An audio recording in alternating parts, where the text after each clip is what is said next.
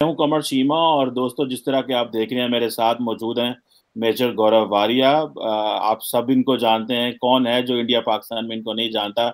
Editor in chief हैं Chanakya forum के। Thank you very much major साहब।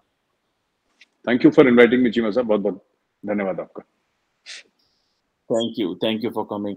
मेजर साहब, आपके एनालिसिस सुनते रहते हैं और आपका जो एक डीप इम्पैक्ट है इस वक्त इंडियन यूथ के ऊपर, वो भी हम देखते रहते हैं कि कितनी ज्यादा आपको इंडिया के अंदर और पाकिस्तान में और साउथ एशिया एट लार्ज, जहां जहां उर्दू हिंदी इंग्लिश समझी जाती है, आपके डिफरेंट प्लेटफॉर्म्स के जरिए एक पर्सपेक्टिव आते हैं। आज आपसे जानना चाहते हैं, बहुत सारे पाकिस्तानी भी और इंडियंस भी, आप अपना पर्सपेक्टिव देते हैं, लेकिन मेरे जो मेरा दिल था आज आपसे बात करूं, मैं ये जानना चाह रहा था कि इस वक्त इंडिया के अंदर ये जो डेमोक्रेटिक ट्रांजिशन हुई है, इंडिया इसको कैसे देखता है?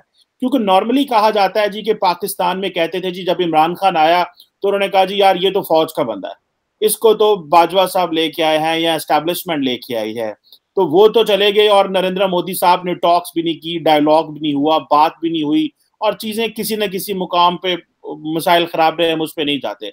अभी जो एक ट्रांजिशन है वो डेमोक्रेटिक ट्रांजिशन है और purely with in the parliament है। और जारी बात है, ये सारे लोग हर दौर में एंटी स्टैब्लिशमेंट रहे हैं। इंडिया में क्या मूड है? इंडिया में लोग क्या सोच रहे हैं, जो जो खास तौर पे नरेंद्र मोदी साहब और उनके इर्द गिर्द जो पावरफुल लोग हैं जो मैटर करते हैं इंडिया की जो पाकिस्तान पॉलिसी है उस हवाले से? जरा काइंडली हमें थोड़े जो ज्ञान है वो दें जनाब। नहीं, ज्ञान तो क्या देना चीमा साहब। चीमा साहब, ऐसा है ना कि मुझे ये समझ में नहीं आ रहा पाकिस्तान में जो इतना फस हुआ है ना, I don't know what the फस इज अबाउट। ये इंडिया में हो चुका है पहले, एंड इट्स ओके। चाहे उसके पीछे कुछ भी वजूहात हो सकती हैं, बट देखिए, बात यह है कि मैंने ट्वीट भी करा था कि अटल जी की गवर्नमेंट भी थी, अटल बिहारी वाजपेयी साहब जो थे, उनकी भी सरकार ऐसे गिरी थी, जो उनके कोalition पार्टनर्स ने उनको छोड़ दिया था। अब जब कोalition पार्टनर्स ने छोड़ा उनको, उनकी वजूहात कुछ भी हो सकती है। आइडियोलॉजिकली अलाइंड नहीं थे, हो सकता है ये भी हो सकता है उनको कुछ पॉलिसी वाजपेयी गवर्नमेंट की नहीं पसंद आई हो, ये भी हो सकता है कुछ किसी ने कुछ दिया हो, कुछ लेन देन की बात हुई हो पैसे की, ये भी हो सकता है। मुझे नहीं पता क्या बात है, लेकिन इसमें इतना फस करने वाली, इतना ज्यादा परेशान होने वाली और इतना ज्यादा कि जी साजिश हो गई है, ये सब कहने ऐसा ऐसा कुछ मुझे देखिए, क्योंकि क्योंकि we have had this experience in the past and it's okay. कल अगर कोई कोalition गवर्नमेंट आती है हिंदुस्तान में, और अगर जो मेंबर ऑफ पार्लियामेंट उसके जैसे आपके मेंबर ऑफ नेशनल असेंबली हैं चीमा साहब, अगर वो उसको सपोर्ट करना बंद कर देते हैं, तो जाहिर सी बात है सरकार गिर जाएगी। फिर स्पीकर का काम है, वहां पे पार्लियामेंट में शो ऑफ स्ट्रेंथ होगी आपकी नो कॉन्फिडेंस मोशन के साथ, और जिसके पास वो है then they will go to the president and make a claim, जैसे कि होता है पाकिस्तान में, इंडिया में। फिर वो जाएंगे राष्ट्रपति जी के पास, आपके जो प्रेसिडेंट साहब हैं उनके पास जाके उनसे बोलेंगे साहब हमारे पास नंबर है, वो गवर्नमेंट बना लेंगे। It's not a big deal. ये इंडिया में हो चुका है, and there was a time during the 90s कि ये ऐसा था, एक पॉलिटिकल अनसर्टेनिटी थी इंडिया में। वीपी सिंह की गवर्नमेंट भी थी उस समय, और देवेगौड़ा साहब भी थे, और बाद में अटल जी की भी सरकार दो बार आई, if I am not mistaken, अगर मैं गलत नहीं कह रहा तो माफ कीजिएगा, मुझे याद नहीं आ रहा ठीक से। लेकिन ऐसा ऐसा हुआ है कि कोalition गवर्नमेंट्स चली हैं इंडिया में, और कोalition गवर्नमेंट्स गिरी हैं क्योंकि नो कॉन्फिडेंस मोशन हार गए, या जो एलाइज हैं उन्होंने हाथ पीछे खींच लिया। जैसे यहाँ पे आपके काफ लीग है, या फिर बीएपी है, या और आपकी अलग अलग पार्टीज हैं जिन्होंने हाथ खींच लिया। ये this is all part of democracy. ये जिसको लोकतंत्र कहते हैं चीमा साहब, ये चलता है। अब इसमें ये कह देना कि साहब हमारे खिलाफ साजिश है, बैरूनी साजिश है, लोग चाहते नहीं है, अमेरिका ये है, फलाना ये है, तो मुझे लगता है कि ये थोड़ा सा ये बात ठीक नहीं है, नहीं करनी चाहिए। और एक और चीज, किस तरीके से सोचते हैं यहाँ पे थोड़ा सा कि जब ऐसा हुआ तो यहाँ पे थोड़ा सा कंफ्यूजन था लोगों में इंडिया में कि भाई इसमें मतलब ये तो ठीक है ना, मतलब ये जैसा भी हुआ इट्स ओके। सो इसमें क्योंकि हमारे साथ हो चुका है, we are used to this process. अगर आज मोदी जी का है, he has got absolute majority in Lok Sabha, पर अगर यही मोदी जी की गवर्नमेंट में एब्सोल्यूट मेजोरिटी नहीं होती और इसी गवर्नमेंट में और 10 पार्टीज के लोग मिलके सरकार बन रही होती, फिर उनकी भी सुननी पड़ती, उनकी बात सुननी पड़ती, उनके हिसाब से चलना पड़ता, उनके हिसाब से आगे ले जाना पड़ता मामला को। और जिस दिन वो हटा लेते अपना हाथ, फिर कोई और सरकार बनाता। ये तो डेमोक्रेसी में होता है, पार्लियामेंट्री डेमोक्रेसी में। इसमें इतना एजिटेशन करना, जल से बुलाना, साजिशों की बात कर, मुझे नहीं समझ में आया चीमा साहब। This is confusing for me. चलें, एक कंफ्यूजन है। अच्छा, इसके आगे मेरे साहब चलें तो एक पाकिस्तान में नई गवर्नमेंट है, ज़ाहिर बात है, नए फॉरेन मिनिस्टर हैं। शाह महमूद कुरैशी साहब जो थे, उनके बारे में एक तासुर ये इमर्ज होना शुरू हो गया था, मैं खुद बल्कि कहना शुरू हो गया था कि वो तो हॉक हैं, मतलब वो इंडिया से बात नहीं करना चाह रहे, और इधर इंडिया में इससे भी ज़्यादा टेम्परेचर है जी कि पाकिस्तान से बात करने की ज़रूरत ही कोई नहीं है। जो डॉक्टर जयशंकर हैं वो एक और तरह से पाकिस्तान को देखते हैं। नरेंद्र मोदी साहब जो हैं वो एक जितने वो पॉपुलर हैं, फिर उनकी पॉपुलिस्ट मूव है, और वो जो इलेक्शंस में हुआ सारा, तो इस वक्त क्या इंडिया में मूड है? पाकिस्तान और भारत की बात क्यों नहीं हो रही मेजर साहब? क्या आप समझते हैं कि पाकिस्तान कमजोर है इकोनॉमिकली, तो अगर हम बात करेंगे तो बेल आउट करना होगा?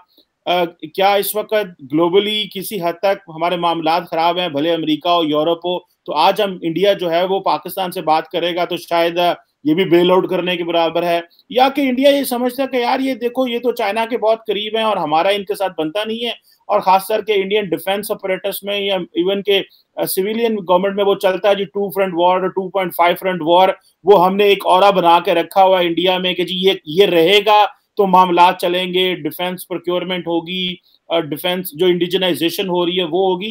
मतलब what is the mindset, what are the multiple factors which you believe, because आप थिंक टैंक भी चलाते हैं, यू आर अ ब्रेन जिसको नरेंद्र मोदी साहब भी फॉलो करते हैं मेरे साथ, so obviously this is something very important, हम आपसे जानना चाहते हैं और सीखना चाहते हैं। नहीं साहब, आपने कुछ ज्यादा ही बैठा दिया मुझे, झाड़ पे चढ़ा दिया आपने, ऐसा कुछ नहीं है। बट मैं थोड़ा सा, जितनी मेरी छोटी मोटी समझ है चीमा साहब, मैं आपको ये बताना चाहूंगा कि चीमा साहब ऐसा है ना कि जितना इमरान खान ने भारत के साथ रिश्ते खराब करे, ये जो एक खास मूड है ना, एक रिश्ते का एक खास मूड होता है, ये तब भी नहीं था जब एटमी धमाके हुए थे, इतना खराब तब भी नहीं हुआ।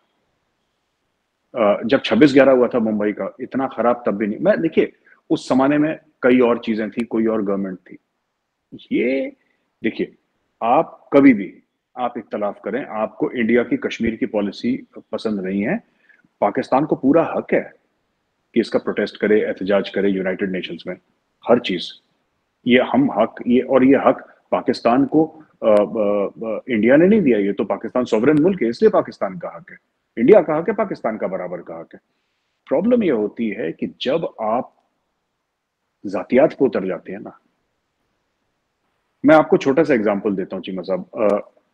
जैसे आपकी मेरी लड़ाई हो गई ना, और आपने बोला कि मेरी साहब मैं आपसे इख्तलाफ करता हूँ, तो ठीक है, फिर भी दुआ सलाम की गुंजाइश रह जाती है, ठीक है ना। हम लोग कहते हैं कि इतना तो रखना चाहिए कि अगर मोहल्ले से गुजरे तो कोई ना चाय पे बुलाए, बैठे 2 मिनट बात करे। पर अगर आप मुझे कुछ पर्सनल बात बोलेंगे, मैं आपको पर्सनल बात बोलूंगा, तो उससे क्या होगा कि चीमा साहब फिर रिश्ते, खटास आ जाती है रिश्तों में।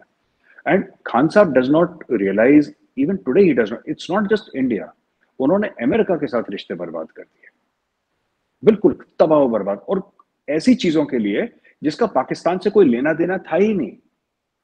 आप एक बात बताइए, दोहा में अग्रीमेंट हुआ, ठीक है, दोहा में अग्रीमेंट हुआ, तालिबान और अमेरिका का, इन्होंने कुछ कुछ बातें करी होंगी, कुछ XYZ जो भी बातें करी, और अमेरिका एक दिन चला गया। जब तालिबान काबुल पे आ रहा था, तब अमेरिकन तो लड़े नहीं उनसे, क्योंकि इनकी पहले से डील हो रखी थी।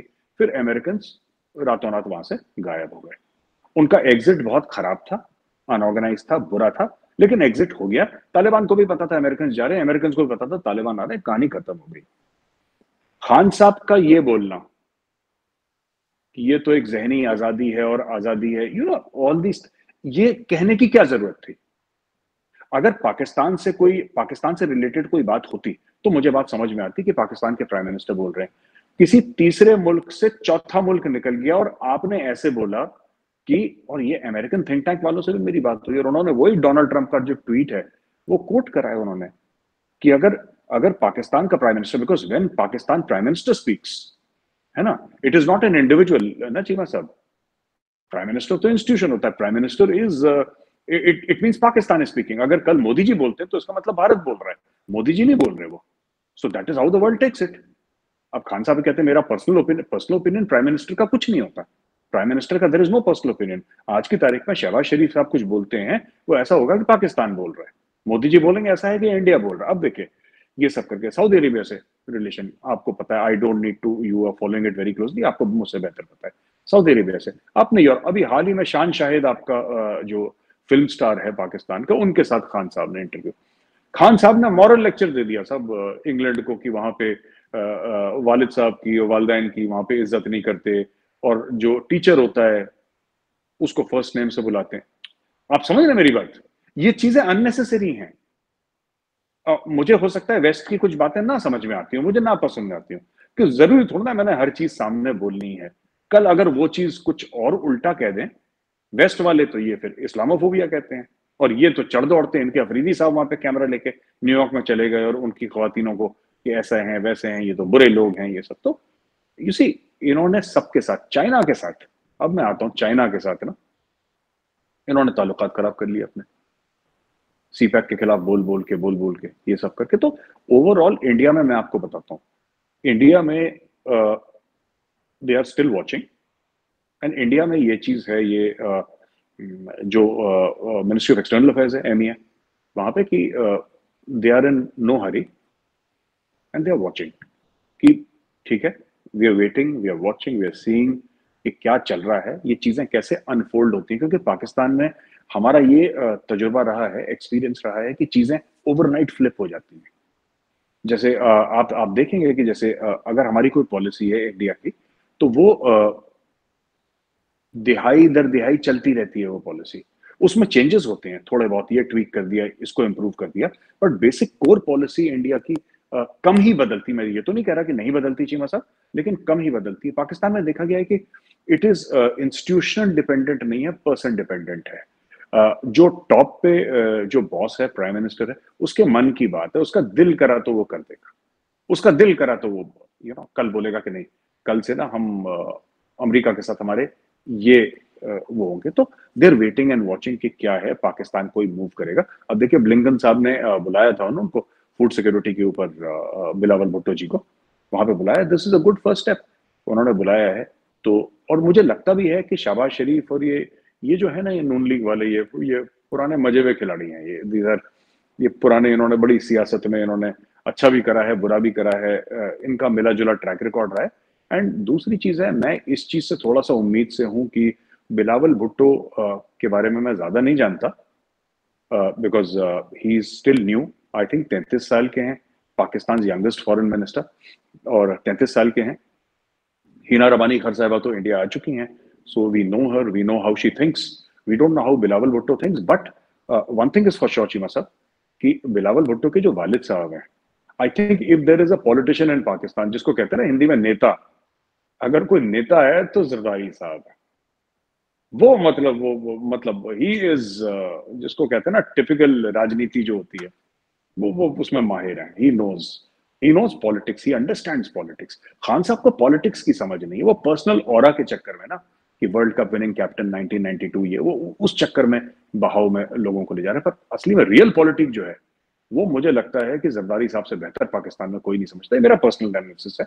And if Bilawal Bhutto is listening to his father, obviously he is listening to his father, if he is listening to his father, then I think there are stability, मुझे लगती है आएगी रिलेशंस में, आनी भी चाहिए चीज़। मैं सब इस सारे सवाल में कुछ चीजें रह गई हैं, मैं वो दोबारा चाहता हूँ आपसे बात करना, लेकिन वो मैं एक नए तरीके से आपसे पूछूंगा। देखिए आपने जो बात की है ना मेजर साहब, देखिए इमरान खान तो 2018 में आए, मोदी साहब तो 2014 से है ना, तो there is much of the part which I think उस पर भी बात की जानी चाहिए। कि मेरा तो सवाल यह है कि पाकिस्तान इंडिया क्यों आगे नहीं जा पा रहे अभी। इमरान खान ने चीजें रोक दी, स्टैंड स्टिल कर दी, मोदी जी ने सर्जिकल स्ट्राइक कर दी, इमरान खान से वो सीधा हो गए, वो कह रहे मैंने अभिनंदन वापस भेजा, हालात खराब हो गए, उन्होंने RSS, Hindutva, Modi, small man, इस तरह की बातें उन्होंने करनी शुरू की, जो कि बिलो द बेल्ट लीडरशिप का काम नहीं होता। कि किसी भी नरेंद्र मोदी जी देखें, मैं भले इख्तलाफ करूं, लेकिन Modi ji is respected millions, मतलब करोड़ों लोग मोदी जी को फॉलो करते हैं, उनकी रिस्पेक्ट करना सब पे फर्ज है। इसी तरह दुनिया किसी मुल्क का कोई भी वजीर आजम हो, कभी भी हल्की बात नहीं करनी चाहिए। इमरान खान ने, आई पर्सनली अंडरस्टैंड, उन्होंने बड़ी गलत बातें भी की हैं, एक बात तो हो गई। लेकिन मेजर साहब, जो मामलात होते हैं वो तो स्टेट के बीच होते हैं ना। फॉर एग्जांपल, भाई 2003 का सीज फायर एग्रीमेंट तो हमने फॉर्मलाइज किया पाकिस्तान और भारत ने, कि नहीं किया, and it's still going on. अब आप देखें कि लेट्स से पाकिस्तान में, और ये इमरान खान के टेन्योर में हुआ, आपकी फौज ने किया, हमारी फौज ने किया, मिलिट्री डिप्लोमेसी चली। बहुत कुछ हो सकता है, मिलिट्री कर सकती है, ये नहीं कि नहीं कर सकती, but it is all stopped. ठीक है, सो मैं जो बात आपसे करना चाह रहा हूं वो ये है कि मिलिट्री डिप्लोमेसी वर्क कर रही थी, हमने 2003, और मजे की बात यह है कि आप मेरे से ज्यादा इन चीजों को बेहतर समझते होंगे, आप फौजी हैं, कि जैसे ही अगर इमरान खान गए हैं एलओसी के ऊपर, कुछ भी नहीं हुआ, ना आपकी तरफ से कुछ हुआ ना हमारी तरफ से कुछ हुआ, एक ट्रांजिशन हुई, चेंज ऑफ गवर्नमेंट है, लेकिन फौज ने दोनों तरफ बड़े अच्छे से बिहेव किया, and there is nothing like that. So question यहाँ पे आ जाता है कि इमरान खान तो 2018 में आए, 2-3 साल का बैड पैच था, मोदी साहब 2014 से थे, मिलिट्री डिप्लोमेसी वर्क की, लेकिन ये प्रोसेस स्लो है, इट्स नॉट वर्किंग, इंगेजमेंट नहीं हो रही। जबकि पाकिस्तान में तो general Bajwa and his team they wanted to really walk talk with India. So अगर आप सिर्फ ये कह दें कि Imran Khan is the only, मतलब वो जो पर्सनल हो गए, दैट इज वन प्रॉब्लम, और उन्होंने बाकियों के साथ भी ताल्लुकात खराब कर दिए। आई थिंक इंडिया पाकिस्तान ताल्लुकात बहुत बड़े हैं, इमरान खान तो एक छोटा सा बीच में आया है एंड इज किक्ड आउट। मतलब देखिए सिस्टम ने कैसे फ्लश आउट कर दिया। इमरान खान को बुरा लगे, हाँ मैं खुद इमरान खान का फॉलोअर था, आज मैं कहता हूँ ये इन्होंने हमारे मुल्क को नुकसान पहुंचाया। सो इसमें जरा काइंडली मैं बताऊं। जी जी। चीमा साहब, दो बातें कहूंगा, फिर मैं समझ गया आप जो पूछना चाह रहे हैं। चीमा साहब, दो चीजें हैं। सबसे पहले जो लाइन ऑफ कंट्रोल पे जो अमन है इस वक्त, जो शांति है, मैं पाकिस्तान की तरफ से बात कर रहा हूँ, इंडिया की तरफ से नहीं बात कर रहा। पाकिस्तान की तरफ से जो शांति है, जो अमन है, line of control, it was never because of Imran Khan, it was because of general Bajwa and general Bajwa leadership. जो जनरल बाजवा साहब ने इस्लामाबाद सिक्योरिटी डायलॉग्स में बात करी, तो मैं अक्सर कहता हूं कि पाकिस्तान में general Bajwa is behaving like a statesman, and I don't know how Imran Khan is behaving, मुझे समझ में नहीं आ रहा। बाजवा साहब ने स्टेट्समैन लाइक बात करी, मैच्योर बात करी। So from Pakistan side that was the reason for which we saw violence along. अब इंडिया के रिलेशन क्यों नहीं बढ़ रहे? और आपने बिल्कुल ठीक, 2018 में इमरान खान आते हैं, 2014 से मोदी साहब रहते हैं। चीमा साहब, ऐसा है ना कि इंडिया की कुछ एक्सपीरियंसेस रही हैं पाकिस्तान के साथ, और ये एक बार नहीं हुआ, ये बार बार हुआ है। सो देयर इज, जिसको कहते हैं कि एक lack of, I don't want to use the word faith, but maybe there is a trust deficit in India, in the Ministry of External Affairs, in the Indian Armed Forces. There is a serious, very serious Cheema साहब, trust deficit. It starts with Kargil, है ना? देखिए साहब, अक्सर पाकिस्तानियों को शिकायत रहती है, मुझे पता नहीं लॉजिक क्या है शिकायत का चीमा साहब, लेकिन एक शिकायत है कि साहब भारत ने कभी पाकिस्तान को तस्लीम नहीं करा, दिल से तस्लीम नहीं करा। तो वाजपेयी जी गए थे Minar Pakistan, and you know the importance of Minar Pakistan. आप बेहतर जानते हैं कि मीनार पाकिस्तान का इम्पोर्टेंस क्या है। एंड वाजपेयी जी जो शुरू से ही राष्ट्रीय स्वयंसेवक संघ के थे, आरएसएस के थे, वाजपेयी जी भारत के प्रधानमंत्री थे, राइट विंग पार्टी है, नेशनलिस्ट, हिंदू नेशनलिस्ट पार्टी आप कह सकते हैं, भारतीय जनता पार्टी, उसके प्राइम मिनिस्टर थे। वो गए, he put his political capital on the line and he went उधर। देखिए, हम जब देखते हैं ना, हम देखते हैं ऑल ऑफ गवर्नमेंट या होल ऑफ गवर्नमेंट अप्रोच जो हम लोग कहते हैं इंडिया में, कि the government is one body and पूरी एक साथ चलती है। तो ये समझ में बात नहीं आई कि उसके बाद कारगिल कैसे हुआ। अब इसमें लोग कहते हैं कि सिर्फ नवाज शरीफ के तो इरादे अच्छे थे, लेकिन मुशर्रफ साहब ने कारगिल कर दिया। तो देखिए, again Pakistan government is the Pakistan government, and Pakistan Army is a department of the Pakistan government, like the Indian Army is a department of the Indian government. Pakistan Army is not different from the Pakistan government, and Indian Army is not different from the Indian government. तो 527 हमारे भाई वीरगति को प्राप्त हुए, and it was a needless war. उससे हासिल कुछ भी नहीं हुआ, ना सियाचिन कट ऑफ हुआ, ना कश्मीर मिला, ना कुछ हुआ।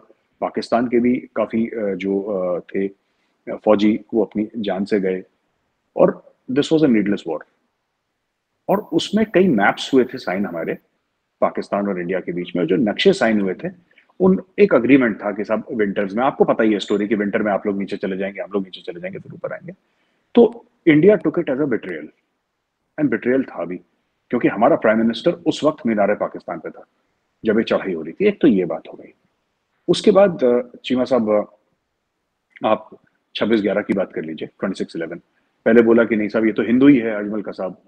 मैंने खुद अपनी आंखों से देखा जियो पे हामिद मीर साहब को अजमल कसाब के घर जाते हुए, बोला कि ये उसका घर है, और उसके कोई रिश्तेदार भी थे वहां पे, दोस्त भी थे, हाँ जो वो घर है उसका। हमने खुद देखा, अपनी आंखों से देखा, किसी की कही सुनी बात नहीं कर रहे चीमा साहब। और we saw all of this. And Pakistan में भी एफआईआर फाइल हुए थे 26/11 के, 2 या 3 एफआईआर फाइल हुए थे पाकिस्तान में, केस भी चला है। बट फिर साफ मना कर दिया। इवन इन कारगिल मुशर्रफ साहब ने साफ मना कर दिया कि इसमें तो पाकिस्तानी आर्मी का इन्वॉल्वमेंट था ही नहीं कारगिल में। बाद में खुद अपनी किताब में लाइन ऑफ फायर में उन्होंने ये लिखा है कि I went and I spend the night in enemy territory. तो अब फिर मोदी जी जब आए 2014 में, तो मोदी जी ने फिर शुरू करा, और मियाँ साहब उस समय थे, मियाँ साहब he was the prime minister of Pakistan. तो उन्होंने मियाँ साहब को रिक्वेस्ट करा कि मियाँ साहब आप आए, मेरा इनॉग्रेशन हो रहा है। मियाँ साहब आए वहां पे। जब काबुल से ये आ रहे थे गालिबन इंडिया की ओर, तब ये रुके भी, उनकी शादी वादी, उनकी मदर से मिले, पैर वैर छुए उनकी माँ के।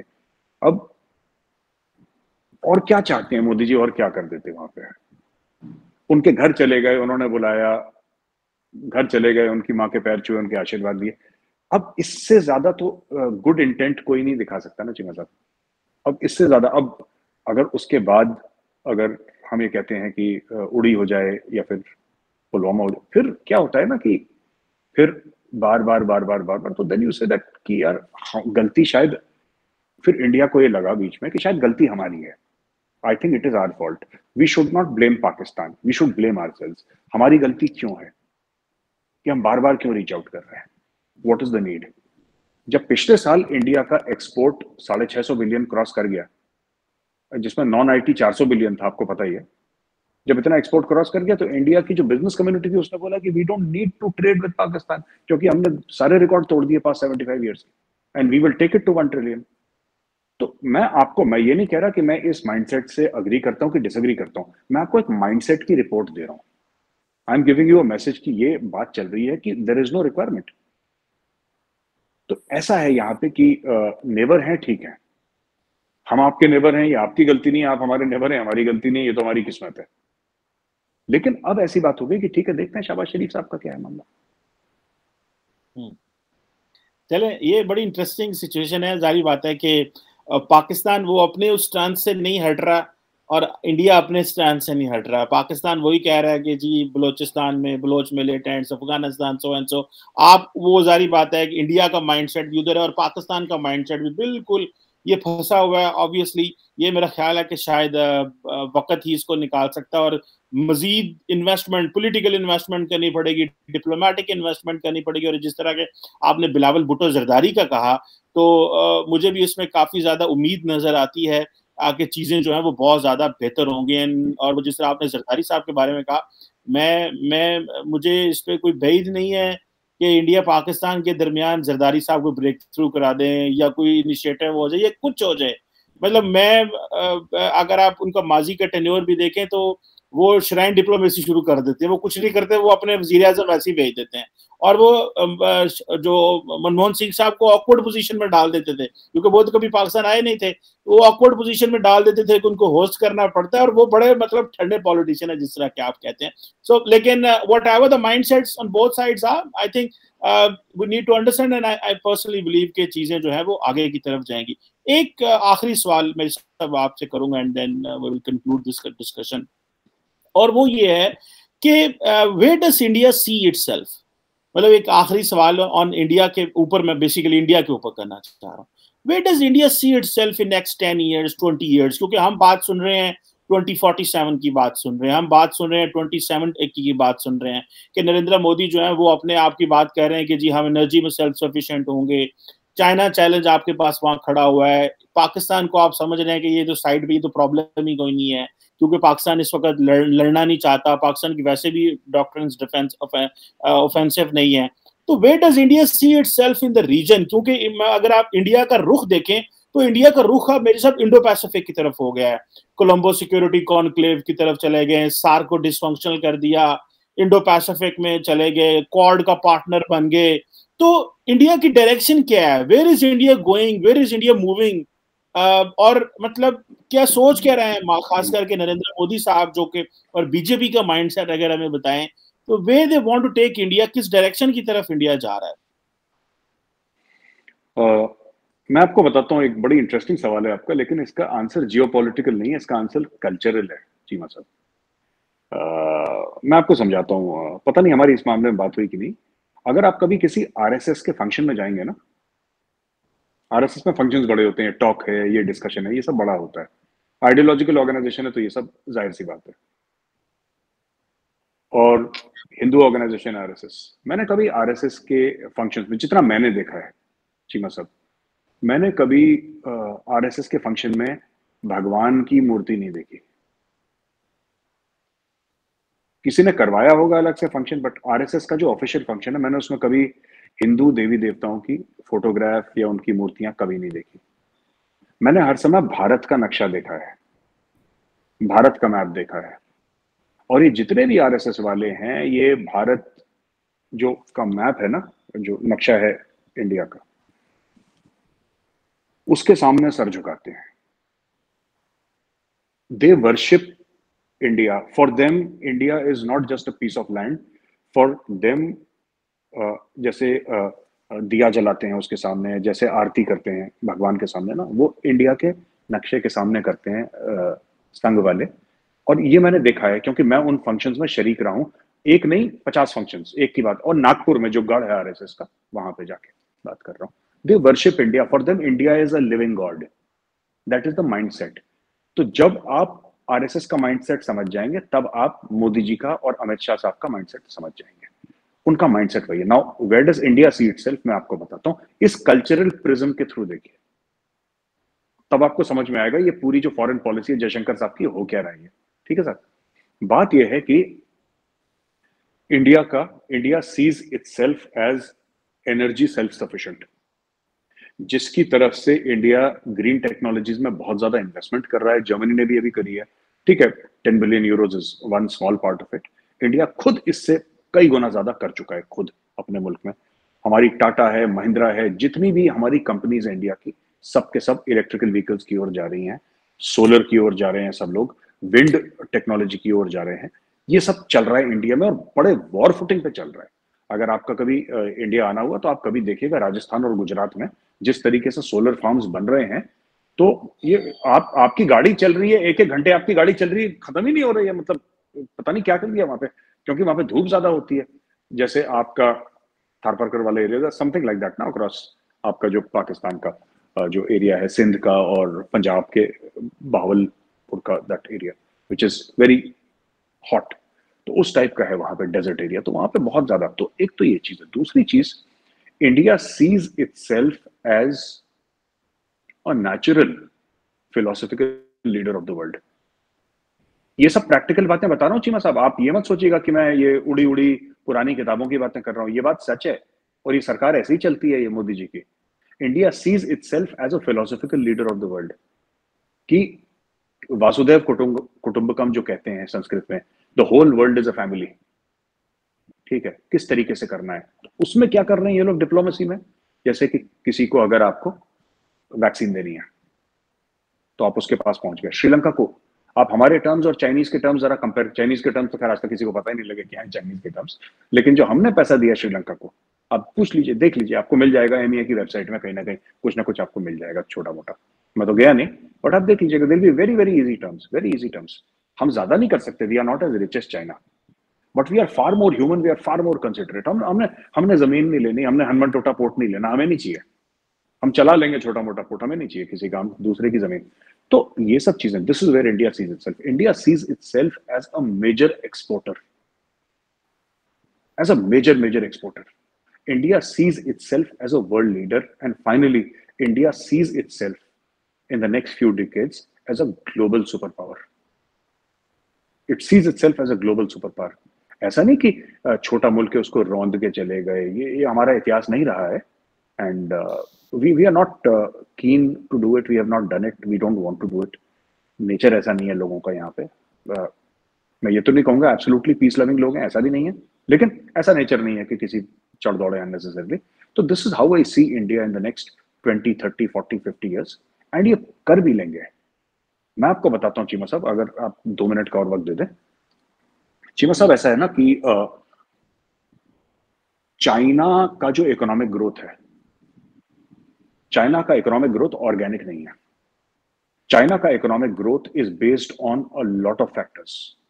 मैसिव गवर्नमेंट कंट्रोल, ठीक है साहब, contract manufacturing, price control, taxation, protection, ये सब एक चाइनीज का एक बिजनेस मॉडल है, जो कि आपने पता नहीं पाकिस्तान में ऐड चलती हैं, इंडिया में तो चलती हैं, आप पाकिस्तान में पता नहीं 2 व्हीलर की ऐड देखी है, वो बोलेगा 90 किलोमीटर पर लीटर और नीचे लिखा होगा अंडर टेस्ट कंडीशंस। आप पता नहीं आपने देखा नहीं देखा, इंडिया में अंडर टेस्ट कंडीशंस, वो चुपचाप से कैवियट दे देता है एस्ट्रिक्स मार के ना, अंडर टेस्ट कंडीशंस, यानी कि हमने लैब में स्कूटर चलाया, तो लैब में स्कूटर जो चलाया इसने हमें 90 किलोमीटर पर लीटर दिया, 70 किलोमीटर पर लीटर दिया, ये हमने लैब में चलाया। लेकिन वो जो 90 देता है ना लैब में, वो ग्राउंड पे नहीं देता, वो ग्राउंड पे 70 ही देगा, 60 देगा वो, पर उन्होंने लिखने को लिख दिया जी 90 देता है। तो ये सब अंडर टेस्ट कंडीशंस की बात है। इंडिया की जो भी इकोनॉमी है, इट इज 100% ऑर्गेनिक, 100% ऑर्गेनिक। बाहर की फोर्सेस हैं, करती हैं, ओपन मार्केट है हमारा, चाइना का तो नहीं है ओपन मार्केट। आप एक ईमेल, आपकी चाइना में कॉन्टैक्ट है चीमा साहब, आप एक ईमेल भेजिए चाइना, उसके अंदर फ्रीडम लिखिए एक लाइन में, डेमोक्रेसी लिखिए, टाइनमेन स्क्वायर लिखिए, आपका ईमेल ब्लॉक हो जाएगा वहां पे। आप कोशिश करिएगा, 2 हफ्ते बाद पहुंचेगी आपकी ईमेल, ब्लैक ब्लैक करके, पूरा ब्लैकआउट करके आपकी। आप कुछ भी लिख दीजिएगा, the weather is very good and today in Islamabad we spoke about democracy. वो वहां पे उनके सर्वर पागल हो जाएंगे कि ये पाकिस्तानी क्या कर रहे हैं, ये डेमोक्रेसी, हमारे अंदर कुछ लोगों में बीमारी फैला रहे हैं यहाँ पे, they will block your email. तो ऐसा है, we see ourselves as world leaders but benign world leaders. America वाला नहीं कि इस पे बम मार दिया, रशिया वाला नहीं है कि यूक्रेन पे चढ़ दौड़े, चाइना वाला नहीं है कि ऐसे कर्ज दिया कि दूसरा बिल्कुल गुर्दा कलेजी उसके रखवा लिया गिरवी ना, ऐसा नहीं है। But world leaders, Vasudhaiva Kutumbakam, take everybody along and everybody should benefit from India's growth story. Cheema साहब, सबको, जो भारत इकोनॉमिक मिरेकल जो इंडिया में अनफोल्ड कर रही है, उसका सबको फायदा होना चाहिए चीमा साहब। अगर सबको फायदा नहीं हुआ और सिर्फ भारत को ही उसका फायदा हुआ या भारतवासियों को ही इंडिया की इकोनॉमिक मिरेकल का फायदा हुआ, तो वासुदेव कुटुंबकम जो है, the world is a family, जो हमारे शास्त्रों में लिखा गया है, वासुदेव कुटुंबकम, फिर वो चीज झूठी साबित हो जाएगी, वो फेल हो जाएगी। इसीलिए मोदी जी कहते हैं कि अच्छा हमारे पास ज्यादा नहीं है, हम कहते हैं हमारे पास सिर्फ 2 रोटी हैं, ठीक है, हमारे पास 2 रोटी हैं, लेकिन 1 रोटी हम आपको देने को तैयार हैं। So this is the concept of Vasudhaiva Kutumbakam, the world is a family. चले, it's good. Obviously one has this belief कि शेयरिंग करनी चाहिए और सबको साथ लेके चलना चाहिए, तो ये अच्छा है। वैसे तो चाइनीज भी यही कहते हैं, शेयर्ड ग्रोथ, लेकिन जारी बात है चाइना का जो मॉडल है वो पॉलिटिकल और वो सारा उनकी और चीज़, और आपकी बिल्कुल बात सही है, वो ऑर्गेनिक नहीं है, इसमें I absolutely agree with you. क्योंकि ऑर्गेनिक जो होता है उसमें जारी बात है आपने चीज़ों को कंट्रोल नहीं किया हो, आपने सिस्टम को छोड़ा हुआ है एज इट गोज, जिस तरह सोसाइटी अपने आप को शेप करे, डेमोक्रेसी शेप करे, मीडिया शेप करे, तो ऑब्वियसली दैट वो है, नजर आ रहा है। Anyhow, thank you very much major Gaurav Arya साहब, आपने टाइम दिया and it was a wonderful talk, knowing from you के what India thinks about Pakistan and what India thinks about itself. So बहुत शुक्रिया आपके बात। Thank you.